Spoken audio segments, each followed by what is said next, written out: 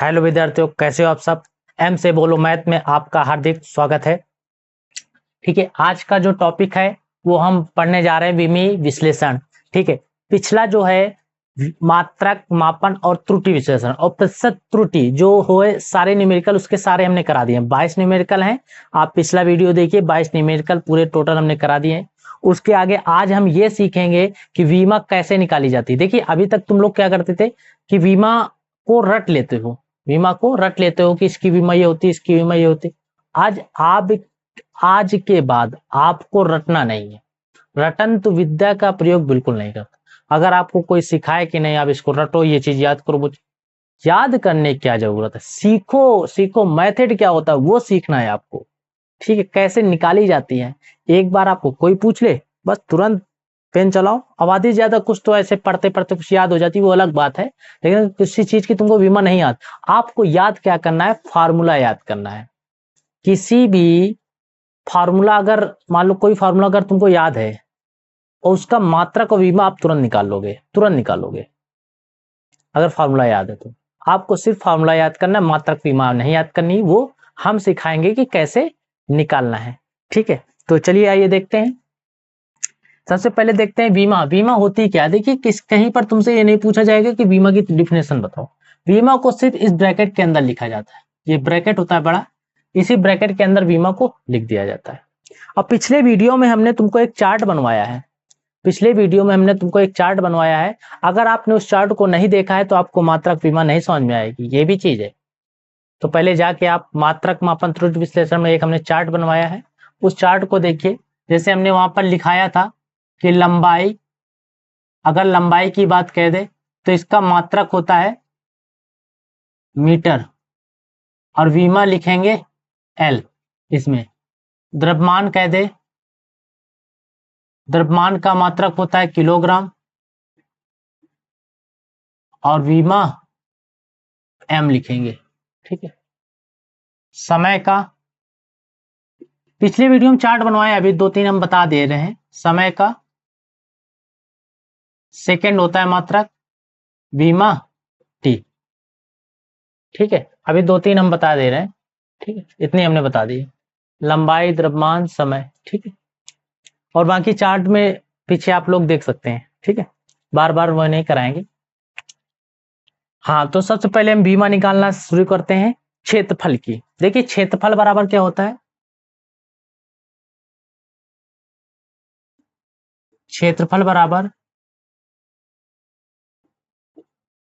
लंबाई गुणे चौड़ाई। क्षेत्रफल बराबर लंबाई गुणे चौड़ाई। सही है, चलिए देखते हैं आगे। ठीक है, थोड़ा वीडियो में दिक्कत आ गई थी इसलिए। ठीक है, चलो देखो, क्षेत्रफल बराबर होता है लंबाई गुणे चौड़ाई। इतना हमें देखो, फार्मूला हमें मालूम है, क्षेत्रफल और लंबाई गुणे चौड़ाई। अब हमें क्या करना है, इसका मात्रक निकालना है। क्या निकालना है, मात्रक। तो यहां पर लिखेंगे मात्रक, लंबाई का मात्रक मीटर, चौड़ाई। देखो, लंबाई, चौड़ाई, ऊंचाई, वो एक जैसे कोई भी चीज है, मान लिया जैसे ये मार्कर है। ठीक है, इसकी लंबाई हो गई, कहते हैं ये चौड़ाई, तो चौड़ाई मान लो मीटर में ही तो नापेंगे, मीटर सेंटीमीटर कुछ भी नापेंगे ना, थोड़ी कोई चौड़ाई। तो उसका भी चौड़ाई भी हो, लंबाई, चौड़ाई, ऊंचाई सब मीटर होता है। मात्रक मीटर, तो मीटर मीटर मीटर स्क्वायर, ये इसका मात्रक हो गया। बीमा, मीटर की बीमा एल स्क्वायर टू L2 हो जाएगा, ये इसकी बीमा हो गई। अब सही आ रहा वीडियो, अब तो क्लियर है। चलिए देखते हैं आगे। क्षेत्रफल क्या हो गया, आयतन। आयतन बराबर क्या होता है, लंबाई गुणे चौड़ाई गुणे ऊंचाई। मात्रक लिखो इसका, लंबाई का मात्रक मीटर, चौड़ाई का मात्रक मीटर, ऊंचाई का मात्रक मीटर। तो क्या इतना हो जाएगा, मीटर क्यूब। बीमा, बीमा हो जाएगी इसकी एल क्यूब, L3 हो जाएगी। ठीक है, तो अब समझ में आ रहा है ना कैसे निकालना है मात्रक बीमा। अब तो नहीं याद करोगे, क्यों। अगला है क्षेत्र को कहते हैं वेग, यानी चाल। चाल बराबर होता है ओ नो, मार्कर क्या हो गया सर?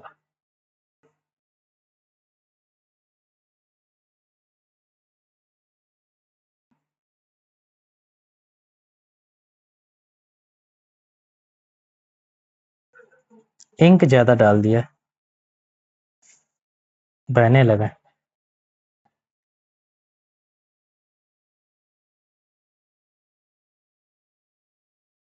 अगला है वेग का ना, वेग का फार्मूला चाल बराबर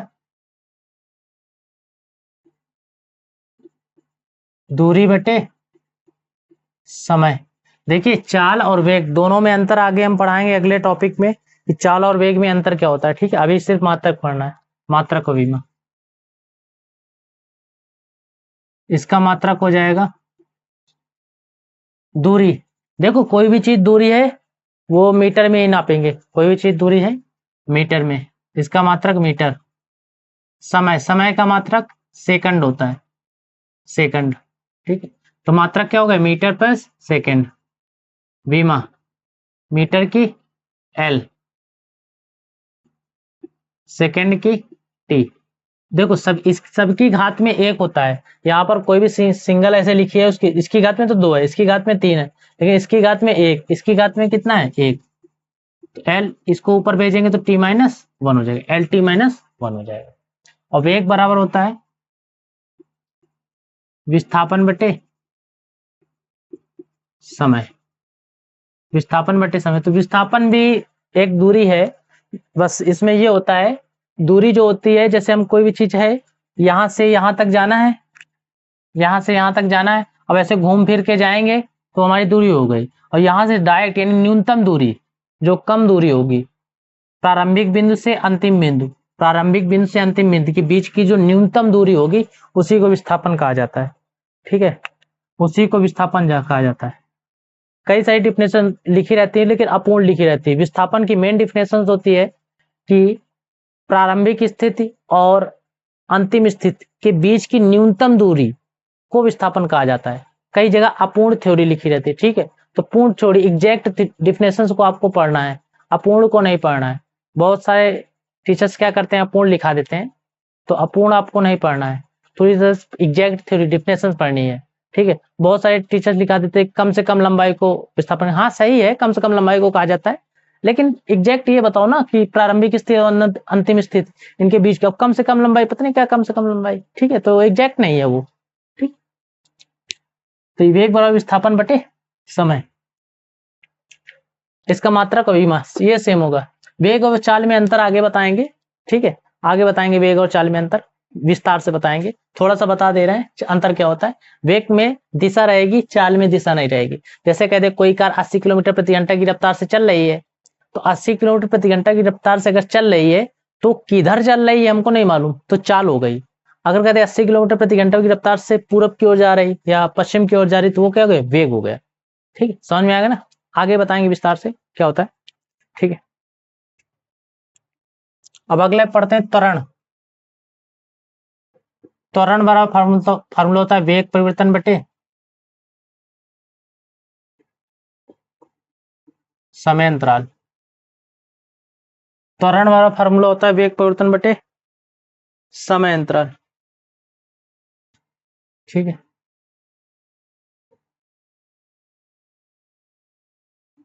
समय लिख लो, समय, अंतराल ना लिखो। त्वरण बराबर होता है वेग परिवर्तन बटे समय, ठीक है। अब इसकी हमें मात्रा, इसका पहले मात्रक लिखो, मात्रक बड़ा। देखिए वेग का मात्रक अभी हमने जस्ट पीछे पढ़ा है, क्या पढ़ा है, मीटर प्रति सेकेंड, तो यहां पर लिख देंगे मीटर प्रति सेकंड।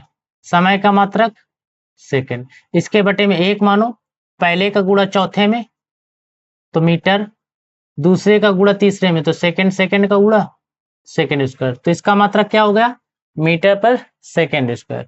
विमा लिखो, विमा होती है मीटर की एल, मीटर एल विमा, सेकंड की टी, यहाँ पे स्क्वायर 2 हो जाएगा, तो एल इसको ऊपर भेजो तो एल टी माइनस 2, ये हो गई इसकी विमा त्वरण की, ठीक है।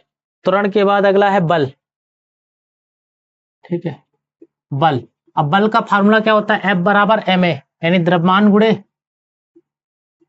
द्रव्यमान गुणे त्वरण, मात्रक लिखो इसका, द्रव्यमान का मात्रक किलोग्राम, त्वरण का मात्रक ये लिखा है हमने मीटर प्रति सेकंड स्क्वायर, मीटर प्रति सेकंड स्क्वायर, किलोग्राम मीटर प्रति सेकंड स्क्वायर। एक मात्रक और होता है अथवा न्यूटन, क्योंकि बल की खोज सर आइजैक न्यूटन ने की थी, आइजैक न्यूटन ने, इसीलिए इनका नाम, इसका मात्रक भी न्यूटन है। वीमा कितनी हो जाएगी, किलोग्राम की एम, मीटर की एल, और बटे में कितना है, सेकंड की टी, 2 हो जाएगा।